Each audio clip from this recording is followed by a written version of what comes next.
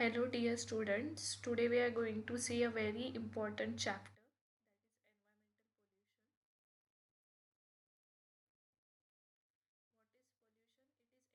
that is environmental pollution. What is pollution? It is any undesirable change in the physical, chemical or biological characteristics of air, water and land that will harmfully affect the human life and other living things. Pollutants, these are any substances or chemicals that produce this undesirable change and cause a potential harmful effect. Classification of pollutants. There are three bases of classification. First basis is on the basis of persistence after release.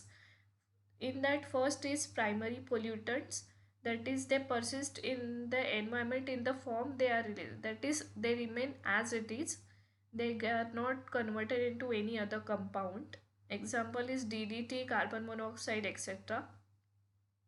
Next is secondary pollutant, which are formed by reaction among the primary pollutant. Example, peroxyacid nitrate is formed by reaction between the nitrogen oxide and hydrocarbons under the influence of sunlight. Then comes on the basis of their existence in nature. First is qualitative pollutants, means which were not present in nature but are added by human activity only. Example, pesticides and fungicides. Then quantitative pollutants, these are present naturally as well as they are added by human activity, but their concentration reaches beyond the threshold value due to the human activity. Okay.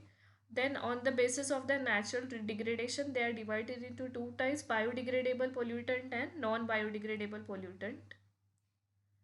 So we'll see first type of pollution, that is air pollution. What is that? It is the occurrence or addition of foreign particles, gases and other pollutants into air which can be harmful to the plants, animals and human beings.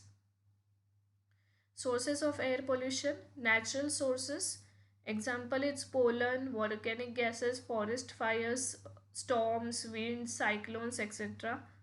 And man-made sources, in that we have domestic fuels like coal, wood, kerosene, which produce harmful gases like carbon dioxide, carbon monoxide, hydrogen sulfide, and particulate matter like ash, soot and smoke.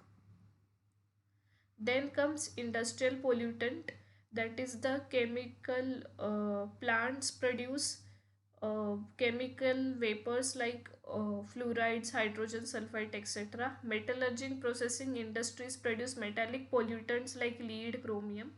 Processing industries produce dust that can cause respiratory diseases in human, and processes like welding, crushing, gem grinding, etc. they produce hydrocarbons and other organic vapors. Then another man-made source is mobile combustion sources, that is the pollution caused due to the vehicles and locomotives like ship and aircraft. They produce carbon monoxide, carbon dioxide.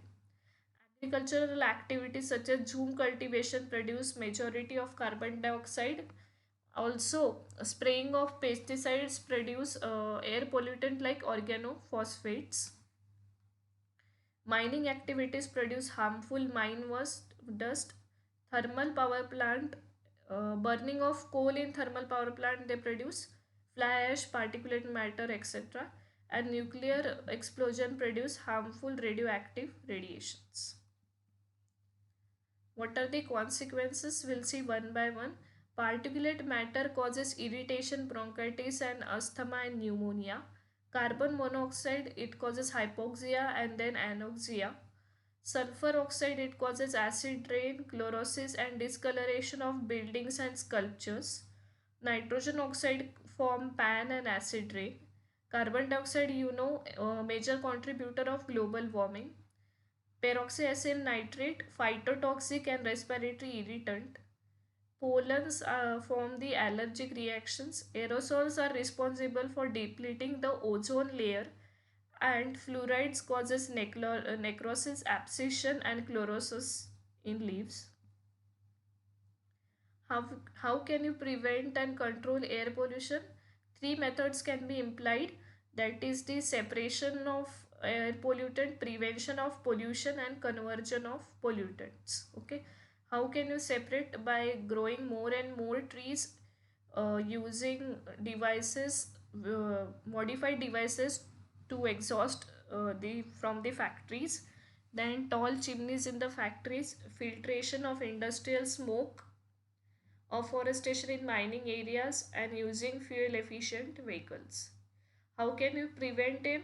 By reducing the use of automobiles, using alternative fuels like biogas, stop nuclear explosions, stop agricultural burning, use of non-combustible sources of energy such as solar power instead of using coal for the power generation, mostly using public transport and pollution-free fuels for automobiles, and conversion of pollutant into non-toxic substance and then releasing into environment. That is also one of the measure to control the air pollution.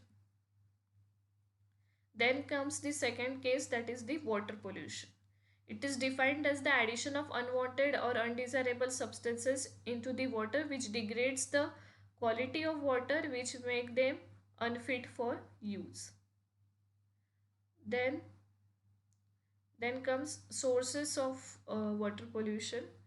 Now, what are the different causes? First, we'll see causes of surface water pollution. First, it's domestic waste and sewage, industrial effluents of heavy metals added, surface farm runoff of containing fertilizers and pesticides, solid particles due to soil erosion, oil which is present due to the effluent of oil refineries, and thermal pollution which is caused due to addition of hot effluent in water bodies.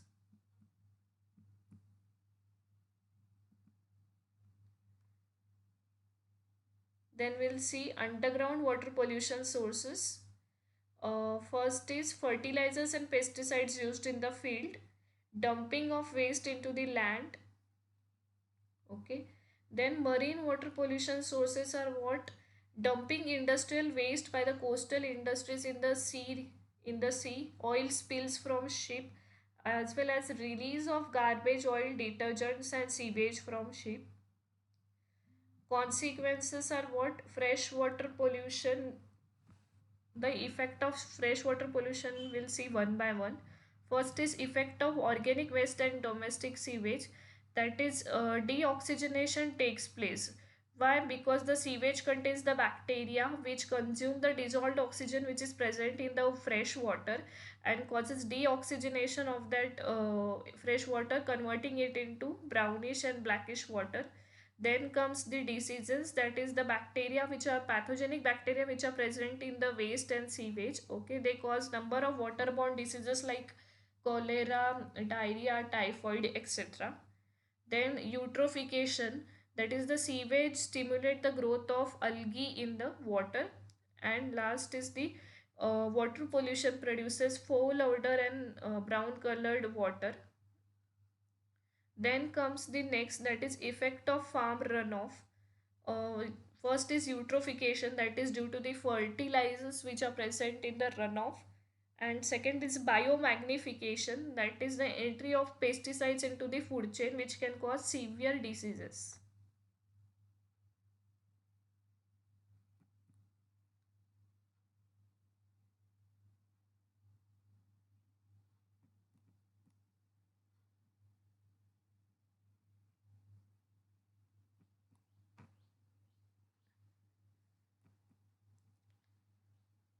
Now third is effect of industrial waste. So when industrial effluent is released, what are the effects seen? Mercury causes Minamata diseases, lead is mutagenic and can cause anemia, cadmium causes renal damage, arsenic causes mental disturbances, liver cirrhosis, selenium causes fever, nervousness and vomiting, nitrates causes cyanosis, that is the blue baby syndrome, effect of silt which is generated due to the soil erosion. In this case, the water becomes muddy, shuts light, and it prevents the photosynthetic activity of plant, and thus it causes reduces the plant growth. Again, it causes depletion of animal population. Effect of thermal pollution, due to high temperature of the effluent, animals fail to multiply. Then effect of marine pollution, Oil pollution inhibits the photosynthetic activity of sea plants. Their detergents used to clean oil is also harmful to the aquatic ecosystem. Oil smeared seabirds fall sick and die, and animal life is destroyed due to decrease of oxygen. Then control of water pollution. Avoid bathing and washing clothes directly into the ponds. Avoid overuse of fertilizers and pesticides. Treatment of industrial effluent must be done and then they should be released. Cooling of hot water and growing water hyacinth as it absorbs heavy metals like mercury.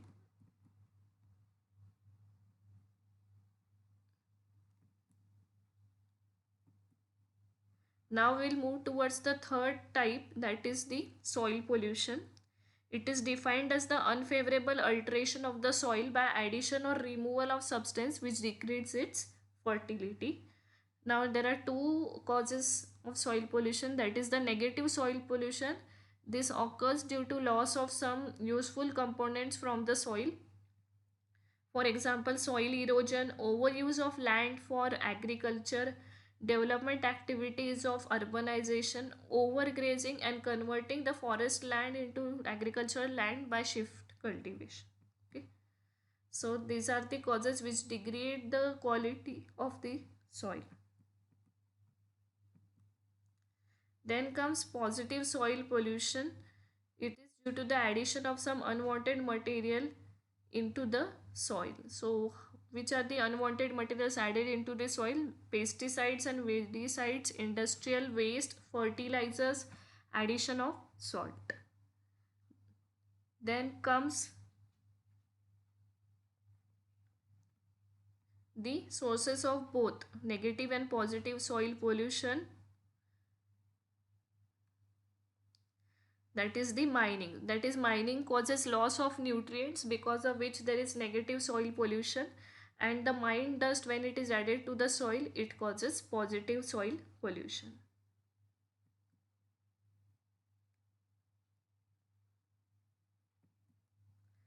What are the consequences of soil pollution? Mainly the effect of soil pollution is what? It decreases the what you can say, uh, soil fertility. Okay, so that is the effect.